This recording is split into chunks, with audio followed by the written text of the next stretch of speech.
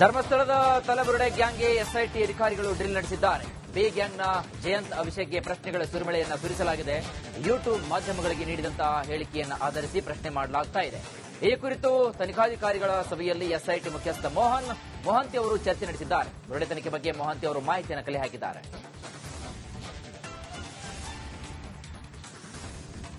ಧರ್ಮಸ್ಥಳ ವಿಚಾರದಲ್ಲಿ ಈಗ ಎಸ್ಐಟಿ ತನಿಖೆ ಚುರುಕುಗೊಳ್ತಾ ಇದ್ದಂತೆ ಬುರುಡೆ ಗ್ಯಾಂಗ್ಗೆ ಡವಡವ ಶುರುವಾಗಿದೆ. ಬೆಳ್ತಂಗಡಿ ಎಸ್ಐಟಿ ಕಚೇರಿಯಲ್ಲಿ ಗಿರೀಶ್ ಮಠನ್ನವರ್ ವಿಚಾರಣೆ ನಡೆಸಲಾಗಿದೆ. ಧರ್ಮಸ್ಥಳ ಷಡ್ಯಂತ್ರದ ಬಗ್ಗೆ ಪ್ರಶ್ನೆಗಳ ಸುರಿಮಳೆ ಸುರಿಸಿದ್ದು ಎಸ್ಐಟಿ ಎದುರು ಮಠನ್ನವರ್ ಕಂಗಾಲಾಗಿದ್ದಾರೆ. ನಿನ್ನೆ ರಾತ್ರಿವರೆಗೂ ಕೂಡ ಸಮೀರ್ ಮನೆ ಶೋಧ ನಡೆಸಿದ್ದ ಪೊಲೀಸರು ಇಂದು ಧರ್ಮಸ್ಥಳ ಷಡ್ಯಂತ್ರ ಕುರಿತು ಮಠನ್ನವರಿಗೆ ಮತ್ತೆ ಪ್ರಶ್ನೆ ಮೇಲೆ ಪ್ರಶ್ನೆಯನ್ನ ಕೇಳಿದ್ದಾರೆ. ಷಡ್ಯಂತ್ರದಲ್ಲಿ ಮಠನ್ನವರ್ ಪಾತ್ರದ ಬಗ್ಗೆ ಚಿನ್ನಯ್ಯ ಬಾಯ್ಬಿಟ್ಟಿದ್ದ. ಚಿನ್ನಯ್ಯನ ಬುರುಡೆ ಹೇಳಿಕೆಯೇ ಮಠನ್ನವರಿಗೆ ಮುಳು ಆಗುವಂತೆ ಕಾಣ್ತಾ ಇದೆ.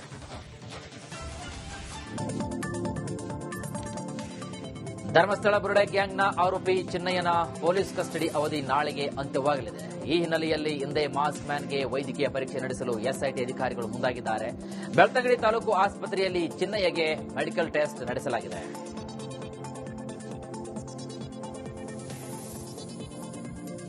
ಧರ್ಮಸ್ಥಳ ಬುರುಡೆ ರಹಸ್ಯ ಬಗೆದಷ್ಟು ಬಯಲಾಗ್ತಾ ಇದೆ. ಕೊಡಗು ಜಿಲ್ಲೆಯಲ್ಲಿ 2024ರ ಡಿಸೆಂಬರ್ನಲ್ಲಿ ಬುರುಡೆ ಗ್ಯಾಂಗ್ ಕಾಣಿಸಿಕೊಂಡಿದೆ.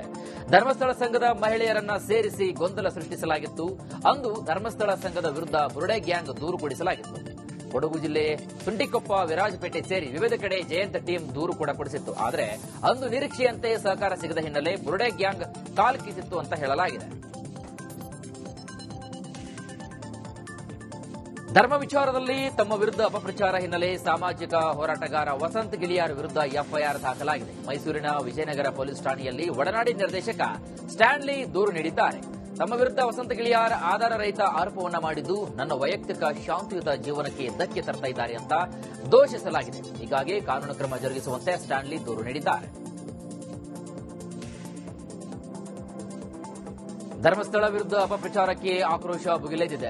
ರಾಜ್ಯದ ಮೂಲೆ ಮೂಲೆಯಿಂದ ಶ್ರೀ ಕ್ಷೇತ್ರಕ್ಕೆ ಭಕ್ತರು ಭೇಟಿ ನೀಡುತ್ತಿದ್ದಾರೆ.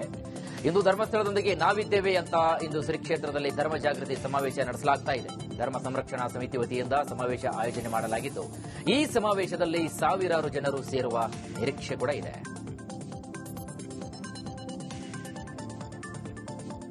ಬುರುಡೆ ಕೇಸ್ನಲ್ಲಿ ಕೇರಳ ಮೂಲದ ಯೂಟ್ಯೂಬರ್ ಮನಾಫ್ಗೆ ಎಸ್ಐಟಿ ನೋಟಿಸ್ ನೀಡಿದೆ. ಬುರುಡೆ ಪ್ರಕರಣ ಸಂಬಂಧಿಸಿ ಆರಂಭದಿಂದಲೂ ಕೂಡ ತನ್ನ ಯೂಟ್ಯೂಬ್ ಚಾನೆಲ್ನಲ್ಲಿ ಕತೆ ಕಟ್ಟಿದ್ದ ಮನಾಫ್ಗೆ ಈಗ ವಿಶೇಷ ತನಿಖಾ ತಂಡ ನೋಟಿಸ್ ನೀಡಿದೆ. ಜಯಂತ್ ಟಿ ಮೂಲಕ ಮನಾಫ್ ಬುರುಡೆ ಕಥೆಯನ್ನ ಕೇರಳಕ್ಕೂ ಕೂಡ ಹಬ್ಬಿಸಿದ.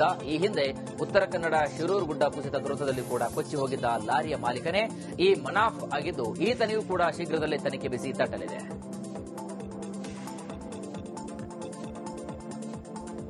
ಧರ್ಮಸ್ಥಳ ಬುರುಡೆ ಪ್ರಕರಣವನ್ನ ಎನ್ಐಎಗೆ ವಹಿಸುವ ಕುರಿತು ಹಿರಿಯ ವಕೀಲ ಬಾಲನ್ ಮಾತನಾಡಿದ್ದಾರೆ. ರಿಪಬ್ಲಿಕ್ ಕನ್ನಡಕ್ಕೆ ಪ್ರತಿಕ್ರಿಯೆ ನೀಡಿದ ಅವರು ಎನ್ಐಎ ತನಿಖೆಗೆ ಕೇಳುವುದು ಕಾನೂನು ಬಾಹಿರ ಅಂದರು. ಸ್ವಾಮೀಜಿಗಳು ಯಾವ ತನಿಖೆ ಕೇಳಿದ್ದಾರೆ? ವೇದವಲ್ಲಿ ಪದ್ಮಲತಾ, ಸೌಜನ್ಯ ನೂರಾರು ಹೆಣ್ಣುಮಕ್ಕಳ ಕಾಣೆಯಾಗಿದ್ದಾರೆ, ಕೊಲೆಯಾಗಿದೆ, ಅತ್ಯಾಚಾರ ಹಿಂಸಾಚಾರಕ್ಕೆ ಒಳಗಾಗಿದ್ದಾರೆ. ಇದರ ಬಗ್ಗೆ ಎನ್ಐಎ ತನಿಖೆನ ಯಾವುದರ ಬಗ್ಗೆ ಎನ್ಐಎ ಮಾಡಬೇಕು ಅಂತ ಪ್ರಶ್ನೆ ಮಾಡಿದ್ದಾರೆ. ಧರ್ಮಸ್ಥಳದಲ್ಲಿ ಸುಮಾರು ಪ್ರಕರಣಗಳು ಇದೆ. ಈಗ ಸ್ವಾಮೀಜಿಗಳಿಗೂ ಯಾವುದ್ರ ಬಗ್ಗೆ ಅಲ್ಲಿ ವೇದವಲ್ಲಿ ಸತ್ತಿದ್ದಾಳೆ, ಕೊಲೆ ಆಗಿದ್ದಾಳೆ, ಪದ್ಮಲತಾ ಕೊಲೆ ಆಗಿದ್ದಾಳೆ, ಸತ್ತಿದ್ದಾಳೆ, ಸೌಜನ್ಯ, ಸುಮಾರು ನೂರಾರು ಹೆಣ್ಣು ಮಕ್ಕಳು ಕಾಣೆಯಾಗಿದ್ದಾರೆ, ಕೊಲೆ ಆಗಿದ್ದಾರೆ, ಅತ್ಯಾಚಾರ ಹಿಂಸಾಚಾರಕ್ಕೆ ಒಳಪಟ್ಟಿದ್ದಾರೆ. ಇದರ ಬಗ್ಗೆ ಎನ್ಐಎನ ಯಾವುದ್ರ ಬಗ್ಗೆ ಎನ್ಐಎ ಬೇಕು ಅವ್ರಿಗೆ? ಧರ್ಮಸ್ಥಳದಲ್ಲಿ ಸುಮಾರು ಪ್ರಕರಣಗಳು ಇದೆ. ಈಗ ಸ್ವಾಮೀಜಿಗಳಿಗೂ ಯಾವುದ್ರ ಬಗ್ಗೆ ಅಲ್ಲಿ ವೇದವಲ್ಲಿ ಸತ್ತಿದ್ದಾಳೆ, ಕೊಲೆ ಆಗಿದ್ದಾಳೆ, ಪದ್ಮಲತಾ ಕೊಲೆ ಆಗಿದ್ದಾಳೆ, ಸತ್ತಿದ್ದಾಳೆ, ಸೌಜನ್ಯ, ಸುಮಾರು ನೂರಾರು ಹೆಣ್ಣು ಮಕ್ಕಳು ಕಾಣೆಯಾಗಿದ್ದಾರೆ. ಧರ್ಮಸ್ಥಳ ಕೇಸ್ ಸಂಬಂಧ 10 ಮಹಿಳಾ ಸಂಘಟನೆಗಳು ಕಾಂಗ್ರೆಸ್ ಹಿರಿಯ ನಾಯಕಿ ಸೋನಿಯಾ ಗಾಂಧಿ ಅವರಿಗೆ ಪತ್ರವನ್ನು ಬರೆದಿವೆ. ಕೊಂದವರು ಯಾರು ಎಂಬ ಶೀರ್ಷಿಕೆ ಅಡಿ ಪತ್ರವನ್ನು ಬರೆಯಲಾಗಿದ್ದು ಪತ್ರದಲ್ಲಿ ಡಿಕೆಶಿ ಷಡ್ಯಂತ್ರದ ಹೇಳಿಕೆ ಬಗ್ಗೆ ಕೂಡ ಪ್ರಸ್ತಾಪಿಸಲಾಗಿದೆ. ಡಿಸಿಎಂ ಡಿಕೆ ಶಿವಕುಮಾರ್ ದಾರಿ ತಪ್ಪಿಸುವ ಹೇಳಿಕೆಯನ್ನು ನೀಡಿದ್ದಾರೆ. ಡಿಕೆಶಿ ಹೇಳಿಕೆ ಲಕ್ಷ್ಮೀ ಹೆಬ್ಬಾಳ್ಕರ್ ಬೆಂಬಲಿಸಿದ್ದಾರೆ. ಡಾ ಪರಮೇಶ್ವರ್ ವಿಪಕ್ಷಗಳ ಒತ್ತಡಕ್ಕೆ ಮಣಿದಿದ್ದಾರೆ ಅಂತ ಉಲ್ಲೇಖಿಸಲಾಗಿದೆ ಪತ್ರದಲ್ಲಿ.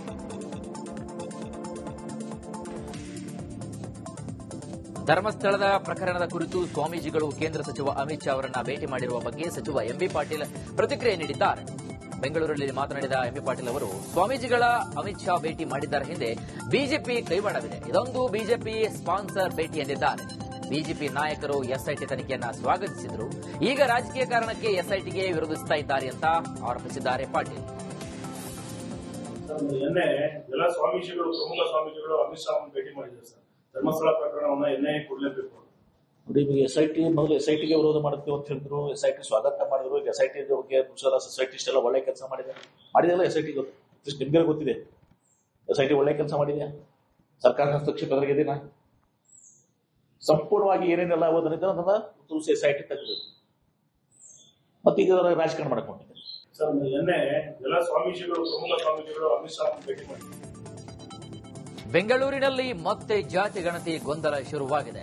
ಮತ್ತೆ ಮನೆಗಳಿಗೆ ಸ್ಟಿಕ್ಕರ್ ಅಂಟಿಸುವ ಕೆಲಸ ಜೋರಾಗಿದೆ. ಮನೆಯಲ್ಲಿ ಯಾರನ್ನೂ ಕೂಡ ವಿಚಾರಿಸದೆ ಸ್ಟಿಕ್ಕರ್ ಅಂಟಿಸುವ ಕೆಲಸ ನಡೀತಾ ಇದೆ. ಬೆಸ್ಕಾಂ ಸಿಬ್ಬಂದಿಯ ಸ್ಟಿಕ್ಕರ್ ಅಂಟಿಸುವ ಕೆಲಸ ಮಾಡ್ತಾ ಇದ್ದು, ಇದನ್ನ ಪ್ರಶ್ನೆ ಮಾಡಿದರೆ ನಮಗೇನು ಗೊತ್ತಿಲ್ಲ ಅಂತ ಉತ್ತರಿಸುತ್ತಿದ್ದಾರಂತೆ.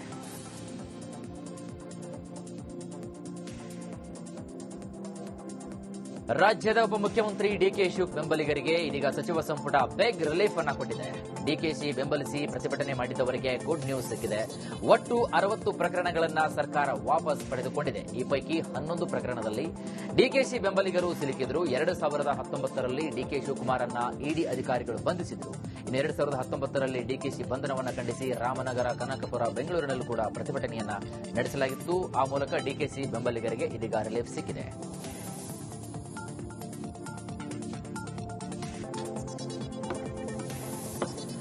ಬೆಂಗಳೂರಿನಲ್ಲಿ 50% ಟ್ರಾಫಿಕ್ ಫೈನ್ ಡಿಸ್ಕೌಂಟ್ಗೆ ಭರ್ಜರಿ ರೆಸ್ಪಾನ್ಸ್ ಸಿಕ್ಕಿದೆ. ಕೇವಲ 13 ದಿನಗಳಲ್ಲಿ ಬರೋಬ್ಬರಿ 39 ಕೋಟಿಗೂ ಹೆಚ್ಚು ಬಾಕಿ ಒಂದು ದಂಡ ಪಾವತಿಯಾಗಿದೆ. ಇದರಲ್ಲಿ ಬರೋಬ್ಬರಿ 12,70,950 ಬಾಕಿ ಕೇಸ್ಗಳಿಗೆ ದಂಡ ಪಾವತಿಯಾಗಿದೆ. ಈ ದಂಡದ ಡಿಸ್ಕೌಂಟ್ ಸೆಪ್ಟೆಂಬರ್ 12ರವರೆಗೆ ಇರಲಿದ್ದು, ಇನ್ನೂ ಹೆಚ್ಚು ದಂಡ ಸಂಗ್ರಹವಾಗುವ ನಿರೀಕ್ಷೆ ಕೂಡ ಇದೆ. ಕನಕಪುರದಲ್ಲಿ ವೈದ್ಯಕೀಯ ಕಾಲೇಜು ಸ್ಥಾಪನೆಗೆ ಸಚಿವ ಸಂಪುಟ ಸಭೆಗೆ ಇದೀಗ ಒಪ್ಪಿಗೆ ನೀಡಿದೆ. 65 ಕೋಟಿ ರೂಪಾಯಿ ವೆಚ್ಚದಲ್ಲಿ 25 ಎಕರೆ ಜಮೀನು ಖರೀದಿಗೆ ಸಂಪುಟ ಅಸ್ತು ಎಂದಿದೆ. ಇದರಿಂದ ಡಿಕೆ ಶಿವಕುಮಾರ್ ಅವರ ಒಂದು ಕನಸು ನನಸಾಗಿದೆ. ವೈದ್ಯಕೀಯ ಶಿಕ್ಷಣ ಇಲಾಖೆ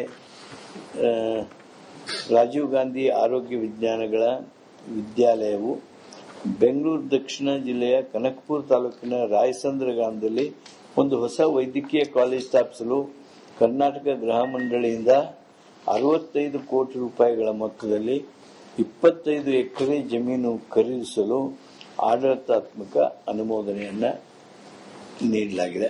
ವೈದ್ಯಕೀಯ ಶಿಕ್ಷಣ ಇಲಾಖೆ ರಾಜೀವ್ ಗಾಂಧಿ ಆರೋಗ್ಯ ವಿಜ್ಞಾನಗಳ ವಿದ್ಯಾಲಯವು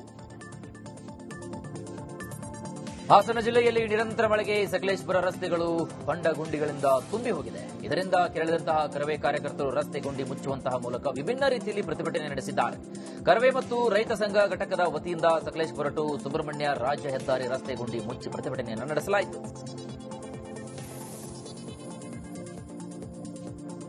ಹಾಸನ ಜಿಲ್ಲೆ ಸಕಲೇಶಪುರದ ನಿಡಗೇರಿ ಗ್ರಾಮದಲ್ಲಿ ಕಾಡಾನೆಗಳು ಪುಂಡಾಟ ಪ್ರದರ್ಶನ ಮಾಡಿವೆ. ಕಾಫಿ ತೋಟದಲ್ಲಿ ಗಜಪಡೆ ವಿಹರಿಸುವಂತಹ ಅಪರೂಪದ ದೃಶ್ಯ ಸೆರೆ ಸಿಕ್ಕಿದೆ.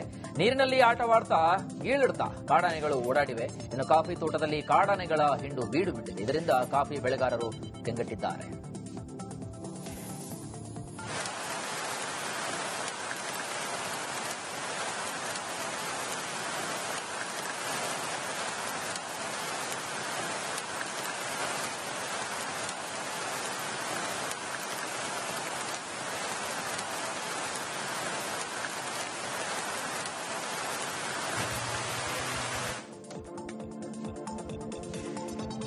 ಲಾರಿ ಮತ್ತು ಬೈಕ್ ಮಧ್ಯೆ ಡಿಕ್ಕಿಯಾಗಿದ್ದು ಸ್ಥಳದಲ್ಲೇ ಬೈಕ್ ಸವಾರನೊಬ್ಬ ಪ್ರಾಣವನ್ನು ಬಿಟ್ಟಿದ್ದಾನೆ. ಚಿಕ್ಕಬಳ್ಳಾಪುರ ಜಿಲ್ಲೆ ಗೌರಿಬಿದನೂರಿನ ಪುಲಗಾನಹಳ್ಳಿ ಬಳಿ ಅಪಘಾತ ಸಂಭವಿಸಿದೆ. ಇನ್ನು ಈ ಅಪಘಾತದಲ್ಲಿ 44 ವರ್ಷ ವಯಸ್ಸಿನ ಜಗದೀಶ್ ಮೃತಪಟ್ಟಿದ್ದಾರೆ.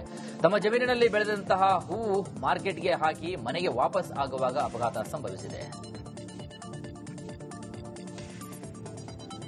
ರಾಮನಗರ ಜಿಲ್ಲೆ ಚನ್ನಪಟ್ಟಣದಲ್ಲಿ ರಸ್ತೆ ಗುಂಡಿ ಅವಾಂತರ ಮಿತಿಮೀರಿ ಹೋಗಿದೆ. ಗುಂಡಿ ಬಿದ್ದ ರಸ್ತೆಯಲ್ಲೇ ಸವಾರರು ನಿತ್ಯ ಪರದಾಡುವಂತಹ ಪರಿಸ್ಥಿತಿ ನಿರ್ಮಾಣವಾಗಿದೆ. ಗುಂಡಿಗೆ ಬಿದ್ದ ಇಟ್ಟಿಗೆಯಂತಹ ತುಂಬಿದಂತಹ ಟ್ರ್ಯಾಕ್ಟರ್ಗೆ ಬಿದ್ದು ಟೈರ್ ಕಟ್ ಆಗಿದೆ. ಚನ್ನಪಟ್ಟಣದ ಸಾತನೂರು ಸರ್ಕಲ್ ಬಳಿ ಅಪಘಾತ ಸಂಭವಿಸಿದ್ದು ಅದೃಷ್ಟವಶಾತ್ ದುರಂತದಿಂದ ತಪ್ಪಿ ಹೋಗಿದೆ.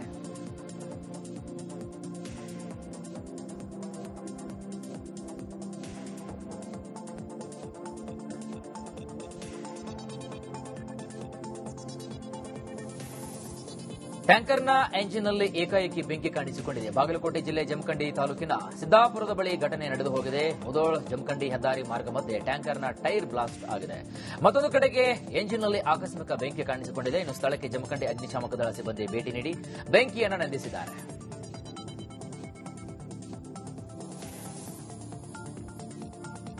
ಶಿವಮೊಗ್ಗದಲ್ಲಿ ಮಳೆ ಅಬ್ಬರ ಮುಂದುವರೆದಿದೆ. ವರುಣನ ಆರ್ಭಟಕ್ಕೆ ಶಿವಮೊಗ್ಗ ಜಿಲ್ಲೆ ಹೊಸನಗರ ತಾಲೂಕಿನ ಮಾಣೆ ಜಲಾಶಯ ಸಂಪೂರ್ಣವಾಗಿ ಭರ್ತಿಯಾಗಿದೆ. ಕಳೆದ 47 ವರ್ಷಗಳಲ್ಲೇ ಇದು 5ನೇ ಬಾರಿ ಮಾಣೆ ಡ್ಯಾಂ ಭರ್ತಿಯಾಗಿದ್ದು ಸ್ಥಳೀಯರು ಖುಷಿಯಾಗಿದ್ದಾರೆ. ಇನ್ನು ಜಲಾಶಯ ತುಂಬಿದ ಹಿನ್ನೆಲೆ ಅಧಿಕಾರಿಗಳು ಜಲಾಶಯಕ್ಕೆ ಬಾಗಿನವನ್ನ ಸಮರ್ಪಿಸಿದ್ದಾರೆ.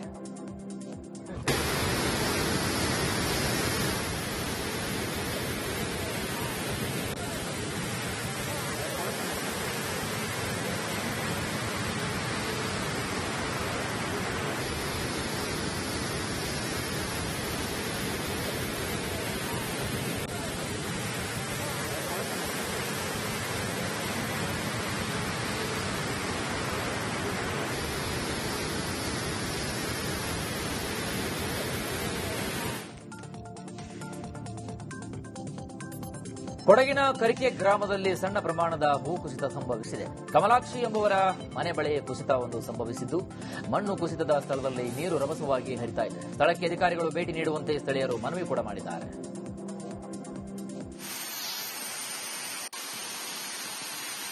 ಗಂಟೆಗೆ ನಮಗೆ ಗೊತ್ತಿಲ್ಲ, ನಾವು ನಿದ್ರೆ ಮಾಡಿ ಹೊತ್ತಿಗೆ ಜರ್ದೋಗಿದ್ದು.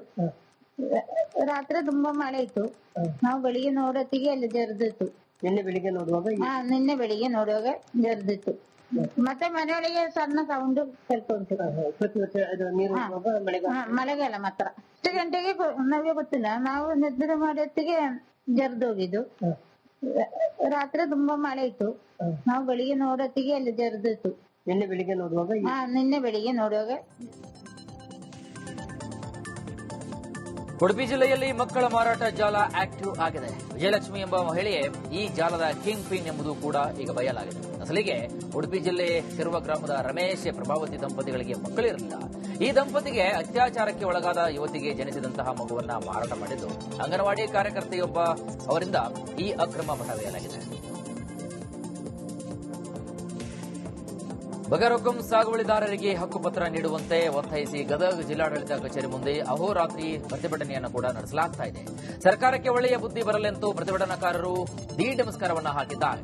ಗದಗ ನಗರದ ಕಿತ್ತೂರಾಣಿ ಚೆನ್ನಮ್ಮ ಸರ್ಕಲ್ನಿಂದ ಡಿಸಿ ಕಚೇರಿವರೆಗೆ ಅರೆಬೆತ್ತಲೆ ಹಾಗೂ ದೀಡ ನಮಸ್ಕಾರವನ್ನು ಹಾಕಿ ಆಕ್ರೋಶವನ್ನು ವ್ಯಕ್ತಪಡಿಸಿದ್ದಾರೆ. ಇನ್ನು ಬಗರ್ಹುಕುಂ ಸಾಗುವಳಿದಾರರಿಗೆ ಹಕ್ಕುಪತ್ರ ನೀಡಬೇಕು, ಆರ್ಡಿಪಿಆರ್ ವಿಶ್ವವಿದ್ಯಾಲಯಕ್ಕೆ ಜಮೀನು ನೀಡಿದ ರೈತರಿಗೆ ಪರಿಹಾರ ನೀಡಬೇಕು ಅಂತ ಆಗ್ರಹಿಸಿದ್ದಾರೆ.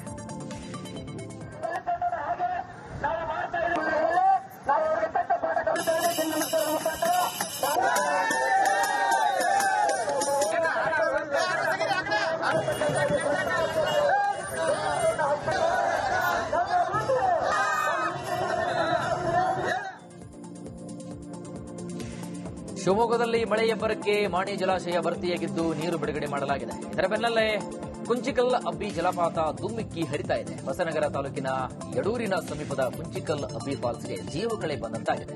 1493 ಅಡಿ ಎತ್ತರದಿಂದ ಕುಂಚಿಕಲ್ ಅಬ್ಬಿ ಜಲಪಾತದಲ್ಲಿ ನೀರು ಧುಮ್ಮಿಕ್ತಾ ಇದೆ. ಮುಗಿಲೆತ್ತರದಿಂದ ಹಾಲೊರೆಯಂತೆ ಸುರಿಯುವಂತಹ ಜಲಪಾತ ಕಂಡು ಪ್ರವಾಸಿಗರು ಫಿದಾಗಿದ್ದಾರೆ. ಹಾಸನ ಜಿಲ್ಲೆ ಸಕಲೇಶಪುರ ಪುರಸಭೆ ಸದಸ್ಯರು ಮತ್ತು ಅಧಿಕಾರಿಗಳ ಎಡವಟ್ಟು ಮಾಡಿದ್ದಾರೆ. ಹೇಮಾವತಿ ಮುಳುಗಡೆ ಪ್ರದೇಶ ಮತ್ತು ಹಿಂದೂ ರುದ್ರಭೂಮಿಯಲ್ಲೇ 21 ಮನೆಗಳಿಗೆ ನಿರ್ಮಾಣ ಮಾಡಲಾಗಿದೆ. 7 ವರ್ಷಗಳ ಹಿಂದೆ ನಿರ್ಮಾಣ ಮಾಡಿದಂತಹ ಮನೆಗಳ ಜಾಗವೇ ಅವೈಜ್ಞಾನಿಕವಾಗಿದೆ. ಈಗ ತರಾತುರಿಯಲ್ಲಿ ಅಂಗಡಿ ಹರಾಜಿಗೆ ಸಕಲೇಶಪುರ ಪುರಸಭೆ ಮುಂದಾಗಿದೆ. ಈಗಾಗಲೇ ಮುಳುಗಡೆ ಪ್ರದೇಶ ಅಂತ ಸಾಬೀತಾಗಿದ್ದು ಮೂಲಸೌಕರ್ಯ ಇಲ್ಲದ ಮನೆಗಳಿಗೆ ಟೆಂಡರ್ಗೆ ಸ್ಥಳೀಯರು ವಿರೋಧವನ್ನು ವ್ಯಕ್ತಪಡಿಸ್ತಾ ಇದ್ದಾರೆ.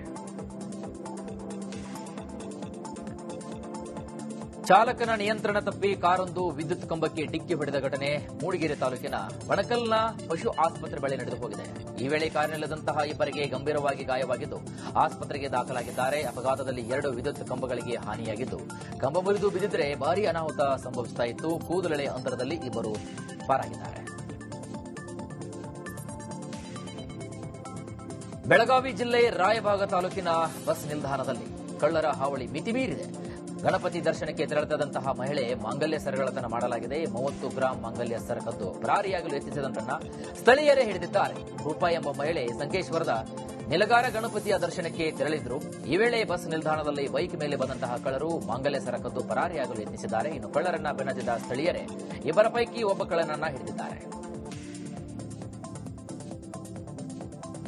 ಬೀದರ್ ಜಿಲ್ಲೆಯಲ್ಲಿ ಮಳೆ ಅವಾಂತರಕ್ಕೆ ಅನ್ನದಾತರು ಹೈರಾಣಾಗಿದ್ದಾರೆ. ಈ ಹಿನ್ನೆಲೆ ಮಳೆ ಹಾನಿ ಪ್ರದೇಶಗಳಿಗೆ ಸೆಪ್ಟೆಂಬರ್ 9ರಂದು ಜೆಡಿಎಸ್ ಮುಖಂಡ ನಿಖಿಲ್ ಕುಮಾರಸ್ವಾಮಿ ಭೇಟಿ ನೀಡಲಿದ್ದಾರೆ ಅಂತ ಜೆಡಿಎಸ್ ಮುಖಂಡ ಸೂರ್ಯಕಾಂತ್ ನಾಗಮಾರಪಳ್ಳಿ ಹೇಳಿದ್ದಾರೆ. ಬೀದರ್ ಜಿಲ್ಲೆಯಾದ್ಯಂತ ಅಪಾರ ಪ್ರಮಾಣದ ಬೆಳೆ ಹಾನಿಯಾಗಿದ್ದು ರೈತರು ಸಂಕಷ್ಟಕ್ಕೆ ಸಿಲುಕಿದ್ದಾರೆ. ಹೀಗಾಗಿ ಬೆಳೆ ಪರಿಹಾರ ನೀಡುವಂತೆ ಒತ್ತಾಯಿಸಿದ್ದಾರೆ.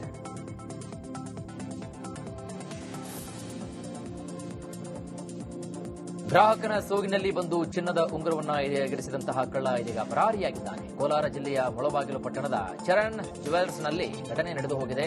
ಕಳ್ಳ ಬಂದು 1 ಲಕ್ಷ ಮೌಲ್ಯದ 2 ಉಂಗುರಗಳನ್ನು ಕದ್ದಿದ್ದಾನೆ. ಕಳ್ಳನ ಕೈಚಳಕ ಅಂಗಡಿಯ ಸಿಸಿಟಿವಿ ಕ್ಯಾಮೆರಾದಲ್ಲಿ ಸೆರೆಯಾಗಿದೆ.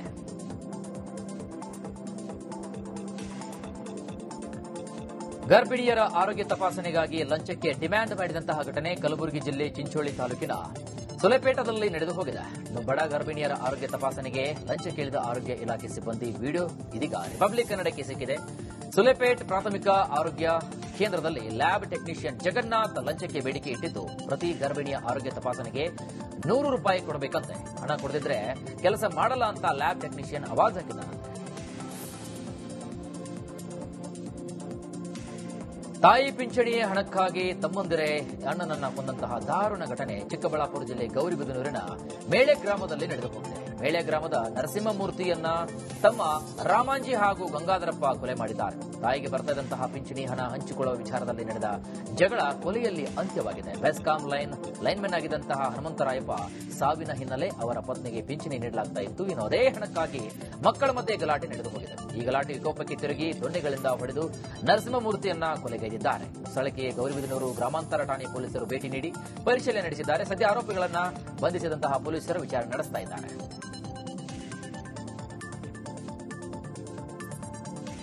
ಬೀದರ್ ಜಿಲ್ಲೆಯಾದ್ಯಂತ ಭಾರೀ ಪ್ರಮಾಣದ ಮಳೆಯಾಗಿದ್ದು ಬಸವ ಕಲ್ಯಾಣದ ತ್ರಿಪುರಾಂತ ಕೆರೆ ಒಡೆದು ಅವಾಂತರವೇ ಸೃಷ್ಟಿಯಾಗಿದೆ. 3 ದಿನಗಳ ಹಿಂದೆ ಕೆರೆ ಒಡ್ಡಿನಲ್ಲಿ ಬಿರುಕು ಕೂಡ ಬಿಟ್ಟಿದ್ದು ಅಧಿಕಾರಿಗಳ ಗಮನಕ್ಕೆ ತಂದರೂ ಕೂಡ ಯಾವುದೇ ಕ್ರಮವನ್ನು ತೆಗೆದುಕೊಂಡಿರಲಿಲ್ಲ. ಹೀಗಾಗಿ ಇದರ ಬೆನ್ನಲ್ಲೇ ಕೆರೆ ಒಡೆದು ಬಸವ ಕಲ್ಯಾಣ ಖಾನಾಪುರ ಮಾರ್ಗ ಬಂದಾಗಿದೆ. ಖಾನಾಪುರ ರಸ್ತೆ ಮಾರ್ಗ ಜಲಾವೃತಗೊಂಡಿದೆ. ರೈತರ ಜಮೀನು ರಸ್ತೆಗಳಿಗೆ ನೀರು ನುಗ್ಗಿದೆ. ಇನ್ನು ಸ್ಥಳಕ್ಕೆ ತಹಶೀಲ್ದಾರ್ ದತ್ತಾತ್ರೇಯ ಗಾದ ನಗರಸಭೆ ಅಧಿಕಾರಿಗಳು ಭೇಟಿ ನೀಡಿ ಪರಿಶೀಲನೆ ಕೂಡ ನಡೆಸಿದ್ದಾರೆ. ಬ್ರಿಮ್ಸ್ ಆಡಳಿತ ಮಂಡಳಿ ಮತ್ತೊಂದು ಎಡವಟ್ಟನ್ನ ಮಾಡಿಕೊಂಡಿದ್ದು ಇದೀಗ ಬಯಲಾಗಿದೆ. ಬೆಳಗಾವಿ ಬ್ರಿಮ್ಸ್ ಆಸ್ಪತ್ರೆಯಲ್ಲಿ ನಕಲಿ ವೈದ್ಯರ ಹಾವಳಿ ಹೆಚ್ಚಾಗಿದ್ದು ಪಿಜಿ ವಿದ್ಯಾರ್ಥಿನಿ ಅಂತ ಹೇಳಿ ರೋಗಿಗಳಿಗೆ ಟ್ರೀಟ್ಮೆಂಟ್ ನೀಡಲಾಗ್ತಾ ಇದೆ. ನಾನು ನರ್ಸಿಂಗ್ ವಿದ್ಯಾರ್ಥಿನಿ ಅಂತ ಹೇಳಿ ಚಿಕಿತ್ಸೆ ನೀಡುತ್ತಿದ್ದ ವಿದ್ಯಾರ್ಥಿನಿ ಸಿಕ್ಕಿಬಿದ್ದಿದ್ದಾರೆ. ಬ್ರಿಮ್ಸ್ ಸೆಕ್ಯೂರಿಟಿ ಗಾರ್ಡ್ ಚೆಕಿಂಗ್ ವೇಳೆ ಈ ಒಂದು ಕಾರವಾರದ ಮೂಲದ ಸನಾ ಶೇಖ್ ಎಂಬ ನಕಲಿ ವೈದ್ಯಕೀಯ ವಿದ್ಯಾರ್ಥಿನಿ ಸಿಕ್ಕಿಬಿದ್ದಿದ್ದಾರೆ. ಬೇರೊಂದು ಖಾಸಗಿ ಆಸ್ಪತ್ರೆಯಲ್ಲಿ ಪ್ರಾಕ್ಟೀಸ್ ಮಾಡುತ್ತಿದ್ದ ವಿದ್ಯಾರ್ಥಿನಿ ಪ್ರಶ್ನೆ ಮಾಡಿದಾಗ ಬಿಮ್ಸ್ ನಿರ್ದೇಶಕರ ಹೆಸರಿನಲ್ಲಿ ಧಮಕಿ ಹಾಕಿದ್ದಾಳಂತೆ. ಈ ಬಗ್ಗೆ ಪ್ರತಿಕ್ರಿಯೆ ನೀಡಲು ಬಿಮ್ಸ್ ನಿರ್ದೇಶಕ ಅಶೋಕ್ ಶೆಟ್ಟಿ ಕೂಡ ನಿರಾಕರಿಸಿದ್ದಾರೆ. ಚಿಕ್ಕಮಗಳೂರಿನಲ್ಲಿ ಮನೆ ಮನೆಗೆ ಇದೀಗ ನೀರು ಯೋಜನೆಯ ಜಲ ಜೀವನ್ ಮಿಷನ್ ಹಳ್ಳ ಹಿಡಿದು ಹೋಗಿದೆ. 2 ವರ್ಷದಿಂದ ಕಾಮಗಾರಿ ಮಾಡಿದವರು ನಾಪತ್ತೆಯಾಗಿ ಹೋಗಿದ್ದಾರೆ. ಮನೆಗಳಿಗೆ ನಲ್ಲಿ ಸಂಪರ್ಕವೂ ಕೂಡ ಇಲ್ಲ, ನೀರು ಕೂಡ ಹರಿತಾ ಇಲ್ಲ ಅಂತ ಜನ ಆಕ್ರೋಶ ಹೊರಹಾಕಿದ್ದಾರೆ. ಈ ಸಂಬಂಧ ಅಧಿಕಾರಿಗಳ ಗಮನಕ್ಕೆ ತಂದರೂ ಕೂಡ ಯಾವುದೇ ರೀತಿಯಾದಂತಹ ಪ್ರಯೋಜನ ಆಗಿರುವಂತೆ. ನಮ್ಮ ಬೆಟಿಗೆರೆ ಗ್ರಾಮ ಪಂಚಾಯತಿಲಿ ಜೆಜೆಎಂ ವರ್ಕು 2020 ಸ್ಟಾರ್ಟ್ ಆಗಿ 22 ಸ್ಟಾಪ್ ಮಾಡಿದ್ದಾರೆ. ಇಲ್ಲಿ ಟ್ಯಾಂಕು ಏನು ಕ್ಯೂರಿಂಗ್ ಇಲ್ಲ, ಏನೂ ಇಲ್ಲ, ಹಾಗೆ ಇದನ್ನ ಮಾಡಿದ್ದಾರೆ. ಅದು ಕ್ಯೂರಿಂಗ್ ಇಲ್ಲ, ಗೊತ್ತಿಲ್ಲ ಅದು ಏನಾಗಿದೆ ಅಂತ. ಇನ್ನು ಎಲ್ಲರ ಮನೆ ಬಾಗಿಲಿಗೂ ನಲ್ಲಿಗಳು ತಂದಿಟ್ಟಿದ್ದಾರೆ. ಪೈಪ್ ಲೈನ್ ಮಾಡ್ದಲ್ಲೇ ನಲ್ಲಿ ತಂದಿಟ್ಟು ಬಿಲ್ ಮಾಡ್ಸೋಕೆ ಏನೋ ಮಾಡ್ಕೊಂಡಿದ್ದಾರೆ, ಗೊತ್ತಿಲ್ಲ ಅದ್ರದ್ದೆಲ್ಲ. ಇಂಜಿನಿಯರ್ಗಳನ್ನ ನಾವು ಕೇಳಿದ್ರೆ ಮತ್ತೆ ಕಾಂಟ್ರಾಕ್ಟರ್ನ ಕೇಳಿದ್ರೆ ಅವ್ರು ಸರಿಯಾಗಿ ಸ್ಪಂದನೆ ಮಾಡ್ತಿಲ್ಲ. ಆಮೇಲೆ ಬೊಕ್ಕೆ ಹೊಳೆ ಹತ್ರ ಬಾವಿ ಮಾಡಿದ್ರು, ಆ ಬಾವಿ ಮಳೆಗಾಲದಲ್ಲಿ ಮುಚ್ಚೋಯ್ತು. ಇದನ್ನ ಈ ಸರ್ಕಾರದ ಯೋಜನೆ, ಕೇಂದ್ರ ಸರ್ಕಾರದ್ದು ಮನೆ ಬಾಗಿಲಿಗೆ ನೀರು ಕೊಡ್ತೀವಿ ಅಂತ ಹೇಳಿ ಈ ಅಧಿಕಾರಿಗಳೆಲ್ಲ ಸೇರಿ ಈ ತರ ಆದ್ರೆ ಯಾರಿಗೂ ನಮಗೆ ನೀರಿನ ಸೋರ್ಸ್ ಇಲ್ಲ ಇಲ್ಲಿ ಬೆಟ್ಗೆರೆಯಲ್ಲಿ. ಅಂತರ್ಜಾತಿ ಪ್ರೇಮ ವಿವಾಹದ ದಂಪತಿಗೆ ಜೀವ ಭಯ ಎದುರಾಗಿದೆ. ತುಮಕೂರು ಜಿಲ್ಲೆ ಚಿಕ್ಕನಾಯಕನಹಳ್ಳಿಯಲ್ಲಿ ಸುಸ್ಮಿತಾ ಹಾಗೂ ಯತೀಶ್ ಪ್ರೀತಿಸಿ ವಿವಾಹವಾಗಿದ್ದಾರೆ. ದಲಿತ ಯುವಕನನ್ನ ಮದುವೆಯಾಗಿದ್ದಕ್ಕೆ ಸುಸ್ಮಿತಾ ಕುಟುಂಬದ ವಿರೋಧ ವ್ಯಕ್ತಪಡಿಸಿದೆ. ಯುವಕ ಯತೀಶ್ ಕುಟುಂಬಕ್ಕೆ ಕೊಲೆ ಬೆದರಿಕೆ ಹಾಕಿದ ಆರೋಪ ಕೂಡ ಕೇಳಿಬಂದಿದೆ. ರಕ್ಷಣೆ ನೀಡುವಂತೆ ಕೋರಿ ದಂಪತಿ ಪೊಲೀಸರ ಮೊರೆ ಹೋಗಿದ್ದಾರೆ. ಇದೇ ಸೆಪ್ಟೆಂಬರ್ 1ರಂದು ದಾಬಾಸ್ಪೇಟೆಯ ಶಿವಗಂಗೆಯಲ್ಲಿ ಸುಸ್ಮಿತಾ ಹಾಗೂ ಯತೀಶ್ ಮದುವೆಯಾಗಿದ್ದರು. ಕಲಬುರಗಿಯ ರೈತ ಸಂಪರ್ಕ ಕೇಂದ್ರದಲ್ಲಿ ಅವಧಿ ಮೀರಿ ಕ್ರಿಮಿನಾಶಕ ಮಾರಾಟ ಮಾಡುವುದು ಬೆಳಕಿಗೆ ಬಂದಿದೆ. ಜೇವರ್ಗಿ, ಯಡ್ರಾಮಿ ರೈತ ಸಂಪರ್ಕ ಕೇಂದ್ರಗಳಿಗೆ ಅಧಿಕಾರಿಗಳು ಭೇಟಿ ನೀಡುತ್ತಾ ಇಲ್ಲ. ಕ್ರಿಮಿನಾಶಕದ ಅವಧಿ ಮುಗಿದರೂ ಕೂಡ 2 ವರ್ಷವಾದರೂ ಅಧಿಕಾರಿಗಳು ಪರಿಶೀಲನೆ ನಡೆಸದೆ ಕಳ್ಳಾಟವನ್ನು ನಡೆಸ್ತಾ ಇದ್ದಾರೆ. ಅಲ್ಲದೆ ನ್ಯಾನೋ ಯೂರಿಯಾ, ಡಿಎಪಿ ಕೂಡ ಹೆಚ್ಚಿನ ದರಕ್ಕೆ ಮಾರಾಟ ಮಾಡ್ತಾ ಇರುವಂತಹ ಆರೋಪ ಕೇಳಿ ಬಂದಿದೆ. ಚಿತ್ರದುರ್ಗದಲ್ಲಿ ರೈತರಿಗೆ ಕೈಗೆ ಬಂದಂತಹ ತುತ್ತು ಇದೀಗ ಬಾಯಿಗೆ ಬಂದಿಲ್ಲ ಬೆಳೆ. ಅಂತಹ ಪರಿಸ್ಥಿತಿ ನಿರ್ಮಾಣವಾಗಿದೆ. ಒಂದು ಕಡೆ ಮಳೆಗೆ ಈರುಳ್ಳಿ ಬೆಳೆ ಚೆನ್ನಾಗಿ ಬಂದಿಲ್ಲ. ಈ ಮಧ್ಯೆ ಬೆಲೆಯೂ ಕೂಡ ಪಾತಾಳಕ್ಕೆ ಕುಸಿದು ಹೋಗಿದೆ. ಇದರಿಂದ ನೊಂದ ರೈತ ಬಸವರಾಜ್ ಟ್ರ್ಯಾಕ್ಟರ್ನಲ್ಲಿ ಈರುಳ್ಳಿ ಬೆಳೆಯನ್ನ ನಾಶಪಡಿಸಿದ್ದಾರೆ. ಚಳ್ಳಕೆರೆ ತಾಲೂಕಿನ ಚಿಕ್ಕಮದುರೈ ಗ್ರಾಮದಲ್ಲಿ ಈ ಘಟನೆ ನಡೆದು ಹೋಗಿದೆ. ನಿರಂತರ ಮಳೆಗೆ ಸುಮಾರು 6 ಎಕರೆ ಪ್ರದೇಶದಲ್ಲಿ ಲಕ್ಷಾಂತರ ರೂಪಾಯಿ ಖರ್ಚು ಮಾಡಿ ಈರುಳ್ಳಿ ಬೆಳೆಯನ್ನ ಬೆಳೆಯಲಾಗಿತ್ತು. ಈಗ ಈರುಳ್ಳಿ ಕಟಾವು ಮಾಡಿ ಮಾರುಕಟ್ಟೆಗೆ ಹಾಕಿದರೂ ಕೂಡ ಲಾಭ ಸಿಕ್ಕಿಲ್ಲ. ಕನಿಷ್ಠ ಕಟಾವು ಮಾಡಿ ಮಾರುಕಟ್ಟೆಗೆ ಹಾಕಿದ ಹಣವೂ ಕೂಡ ಬರ್ತಾ ಇಲ್ಲ ಅಂತ ರೈತರು ಕಣ್ಣೆತ್ತಿದ್ದಾರೆ. ಬೀದರ್ನಲ್ಲಿ ಸತತವಾಗಿ ಸುರಿದ ಮಳೆಯಿಂದ ಸಂಪೂರ್ಣವಾಗಿ ಈ ಬಾರಿ ಪ್ರಮಾಣದಲ್ಲಿ ಸಾಕಷ್ಟು ಆಸ್ತಿ ಪಾಸ್ತಿ ಹಾನಾಗಿದೆ. ಈಗ ವರುಣನ ಅವಾಂತರಕ್ಕೆ 100 ಮನೆಗಳು, ಸ್ಕೂಲ್ ಕಟ್ಟಡಗಳು ನೆಲಸಮವಾಗಿದ್ದು 20ಕ್ಕೂ ಹೆಚ್ಚು ಸೇತುವೆಗಳು ಕೊಚ್ಚಿ ಹೋಗಿವೆ. ಇದರಿಂದ ಜನ ಪರದಾಡುವಂತಹ ಪರಿಸ್ಥಿತಿ ನಿರ್ಮಾಣವಾಗಿದೆ. ಅಲ್ಲದೆ ಜಮೀನುಗಳಿಗೆ ನೀರು ನುಗ್ಗಿ 80,000 ಹೆಕ್ಟೇರ್ ಪ್ರದೇಶದಲ್ಲಿ ಬೆಳೆದಂತಹ ಬೆಳೆ ಸರ್ವನಾಶವಾಗಿದೆ. ಈ ಬಗ್ಗೆ ಮಾತನಾಡಿದ ಜಿಲ್ಲಾಧಿಕಾರಿ ಶಿಲ್ಪಾ ಶರ್ಮಾ, ಬೆಳೆ ಹಾನಿ ಸಮೀಕ್ಷೆಯನ್ನು ನಡೆಸಲಾಗುತ್ತಾ ಇದ್ದು ಮಳೆ ನಷ್ಟದ ಕುರಿತು ಸರ್ಕಾರಕ್ಕೆ ವರದಿ ಸಲ್ಲಿಸಲಾಗುವುದು ಅಂತ ಹೇಳಿದ್ದಾರೆ.